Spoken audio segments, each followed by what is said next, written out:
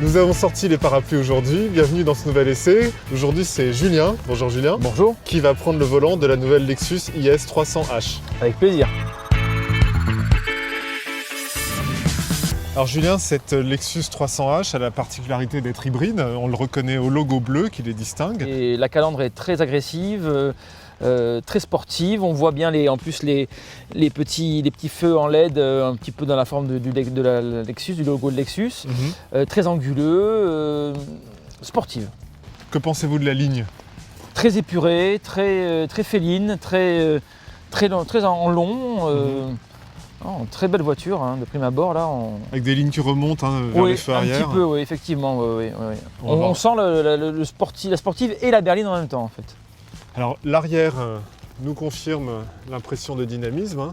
Voilà. Première impression. Il y a des batteries là-dedans? Oui. Alors, on dirait pas. C'est profond, il y a beaucoup de place. On peut mettre au moins 2 gros sacs de voyage, voire 3. Ça vous suffirait pour votre utilisation? Ah oui, largement, oui, largement. On peut même mettre une poussette, moi qui ai une petite fille. C'est parfait. Bon, on va découvrir l'intérieur, Julien. Première impression. Ah, ça m'a l'air très moderne en tout cas. Hein. Installez-vous. Magnifique. Pour voir ça de plus près. L'habitacle s'adapte automatiquement à la personne. Votre première impression sur tout le poste de pilotage? Impressionnant. Très ergonomique, avec pas mal d'informations à voir. Je pense qu'il faut s'habituer un petit peu. Mais Alors là, on remarque les compteurs très originaux, avec un compteur central rond qui se décale à droite ou à gauche en fonction des informations qu'on souhaite visualiser. Tout à fait. Et la petite touche un peu luxueuse avec la montre analogique qui détonne un petit peu avec le reste. Mais c'est assez futuriste quand même. Oui, c'est vrai, c'est très futuriste. On est dans une Lexus. Est-ce que vous retrouvez le haut de gamme que vous connaissez chez Audi par exemple? C'est plus haut de gamme que chez Audi encore. Mais le volant est vraiment de très bonne facture. En plus, on sent qu'il y a une bonne assise. Et la tue-tête aussi est très bien. Vous sentiriez de faire des kilomètres Ah oui, volant. Sans aucun problème. Justement, on va y aller. C'est là que ça va commencer. Allez. Alors là, Julien, comme vous pouvez le voir, quand vous démarrez doucement, le moteur électrique fonctionne tout seul, sur la batterie, dans un silence total. Religieux. Et alors, quand on accélère un peu plus fort? On sent pas l'accélération, en fait, bizarrement.